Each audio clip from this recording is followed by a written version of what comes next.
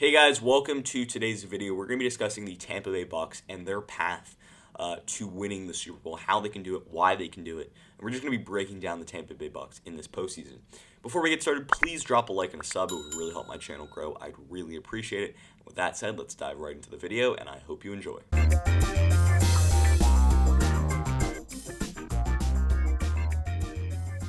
So the Tampa Bay Bucs coming off a big win against the New Orleans Saints last week, obviously coming off a big win against the Washington football team 2 weeks ago, playing the Green Bay Packers next week for a trip to the Super Bowl. And we're going to be breaking down in this video how they can do it, why they can do it, and their weapons, their defense, their offense. And it all starts with their offensive and defensive stats. I'm just going to give you those general stats to start. So they're 7th in yards per game, 2nd in passing yards per game, 28th in rushing yards per game, and 3rd in points per game. This is a high-flying, elite NFL offense, and it all starts with Tom Brady, and I'll get to that in a second.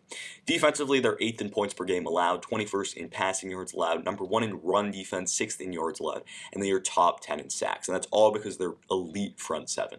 And I'll also talk about that in a second. But offensively, it all starts with Tom Brady. This season, he threw for over 4,600 yards, 40 touchdowns, and 12 interceptions.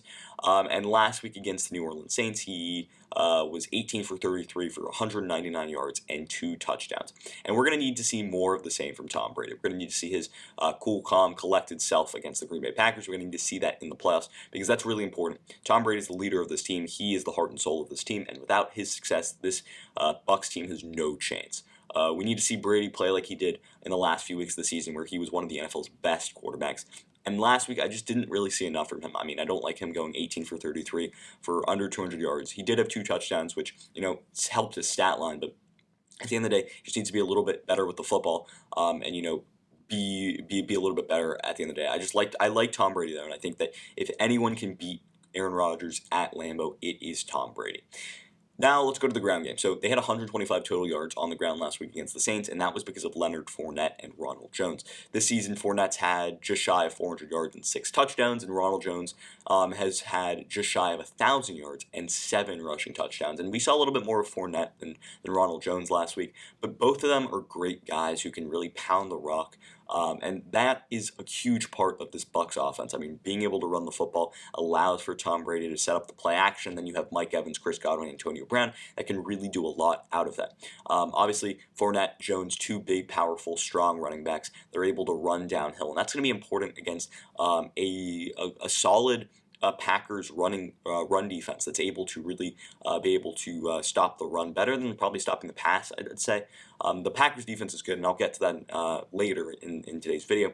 But overall, I think this running game is going to be really important, especially in the playoffs when you need to control time of possession. If you don't want to keep Aaron Rodgers on the field for long periods of time, you got to run the football, you got to drain the clock, and especially at the end of the games, you need 2 powerful, strong running backs that can get the job done, and they've got that in Leonard Fournette and Ronald Jones. Wide receiver-wise, Mike Evans, Chris Godwin, Antonio Brown, 3 of the best receivers in the NFL, one of the best receiving corps in the NFL. Evans had just over 1,000 yards on 70 catches, 13 touchdowns. He's a massive touchdown threat. Godwin had 65 catches for 840 yards and 7 touchdowns, and then Antonio Brown had 45 catches for 483 yards and 4 touchdowns. And remember that Antonio Brown only played part of the season. Godwin was also injured for a large part of the season, too. And then, of course, Gronk, too. I mean, 45 catches, 623 yards, 7 touchdowns this season. And those guys are real awesome weapons for Tom Brady in this offense. I mean, those guys, and what Tom Brady's able to do with those guys is really just thread the ball around to different players.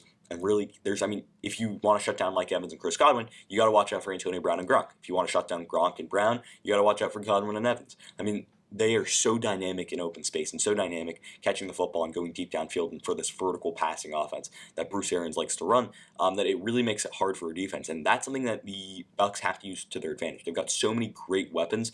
They're basically an all-star team. They're basically a Pro Bowl team. And at the end of the day, they have so many weapons, you got to utilize them. You got to make the defense pick and choose, and then you got to do what the defense is giving you. I mean, you got to take advantage of what the defense is giving you. Tom Brady is the best quarterback in the NFL at doing that. And now let's pivot to their offensive line for a second. I mean, this offensive line was not as good as a run blocking unit, but a very good pass protection unit. Tristan Wirfs is obviously very good over there. Ryan Jensen, Ali Marpet, they have a great O-line that can really help this offense, and it's all about protecting Brady. If Brady's able to stay upright, he's going to have success. That's just as simple as it gets. And if you watch the season, the games that Brady struggled in, it were the games that he got pressured, right? It was the games that he got hit around and, defenses got to him, right? and he wasn't sacked a ton, but he got a lot of pressure. And in those games, a lot of that he got a lot of pressure, they didn't typically win those games. So really, the offensive line is really important and crucial for this offense to succeed. But defensively, they went turnovers galore last week. They forced 4 turnovers on the Saints, 3 interceptions, 1 forced fumble, and that was just a great defensive performance. And it all starts with the guys up front getting pressure, and it's all about JPP, who had 9.5 sacks this year, and Dominican Sue, who can stop the run really well, and who had 6 sacks, 10.5 tackles for loss this year, and of course Shaq Barrett, who had 8 sacks, 12 tackles for loss. But it's also about the linebackers. They've got great linebackers with Lavonte David, Devin White, who had 140 total tackles and 9 sacks, 18 tackles for loss. Those are crazy stats to have in your second season. And then Lavonte David, as I said. But in the secondary, too, that is probably the weakest part of this team, especially on the defense side of the football. The secondary, I mean, they've got younger players, Carlton Davis, Jamel Dean. Antoine Winfield Jr. had a fantastic year. But, I mean, these guys are getting older and better. Jordan Whitehead, Murphy Bunting. All these guys are players that are improving in the secondary. And this is going to be a real tough test for the secondary next week against the Green Bay Packers. If they're able to shut down Davante Adams and, be aggressive, be physical on him, be physical with those Packers options and those Packers threats, then there might be some success there. But, I mean, it's going to be hard for them. It's going to be definitely an uphill climb. But they did a great job against the New Orleans Saints last week. They absolutely shut down Michael Thomas. He did not even have a catch for any yards last week. He was just not part of the game whatsoever. And they were able to really be aggressive and feisty and cause interceptions and cause turnovers and just be annoying on the defensive side of the football. And that all starts with their pressure and their ability to get pressure, right? They're going to need to get pressure on Aaron Rodgers. If you let Aaron Rodgers sit back in the pocket, you are going to lose this game. It's that simple, okay? It really comes down to that. It's that simple. So what you need to do is you need to get pressure, and it's good that they have good pressure and sack guys. They were top 10 sacks this NFL season. JPP, Dominican Sue, Shaq Barrett, Devin White, all those guys are going to need to get to the quarterback. You're going to need to blitz because Aaron Rodgers likes to get the ball out quickly. So you need to bring the heat, and you need to bring it fast, quick, and you need to be aggressive on defense. So, I mean, when we talk about how to beat the Packers, you got to keep up with the defensive intensity that we saw last week against the New Orleans Saints. You got to make Aaron Rodgers feel uncomfortable, and you got to stop that run game. And the good thing for the Bucs is that they've been able to stop opposing teams' run games all season. They've been very good at that. They did a very good job against that all season long. And it's just, can they continue to stop the run game? Can they continue to be annoying for Aaron Rodgers? I mean, run the ball effectively too on the ground. You gotta at least control the clock whatsoever, and you got to protect Tom Brady. This Packers team is very good at getting to the quarterback. They've got good sack guys like Zadarius Smith, Preston Smith. They've got good guys in the secondary who can help with coverage sacks.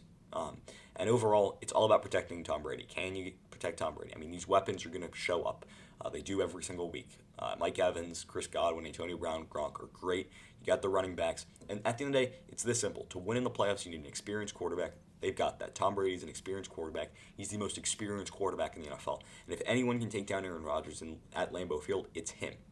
Also, the Bucs have beaten the Packers earlier this season, right? They did that, and they beat them in stunning fashion. They were down 10-0 and ended up winning the game, I think, 38-10. So they've beaten the Packers. They know what it takes, and they beat them by 4 scores. That's a big deal. It wasn't a close game. So the Bucs definitely have, they've got something to prove though. They've got something to prove. They got to show up.